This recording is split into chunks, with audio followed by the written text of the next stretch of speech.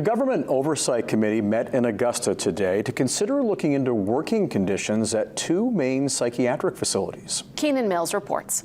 They're exhausted, they're tired, they're frightened, and they're worried about their personal safety. They're worried about going home to their families. In May of 2023, employees from Riverview Psychiatric Center in Augusta and Dorothea Dix in Bangor highlighted staffing issues in unsafe work environments, which included attacks on workers by patients. Over a year later, according to some state representatives, the problems remain the same. In the process of that, some of the employees were able to come and make statements in front of the legislature. Unfortunately, we feel like we need to do more. Conditions haven't changed, and we want to give those workers the opportunity to speak and have their stories heard.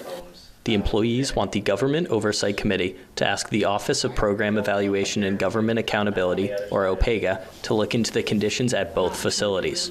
What OPEGA would suggest here is that before the committee decides whether to direct an OPEGA review, which is always something the committee can do, it is suggested that the committee direct OPEGA to obtain additional current information in support of such a future committee deliberation and decision.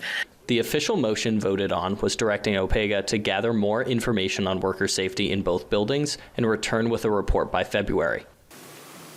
It is unanimous. Representatives working with the employees were pleased with the outcome.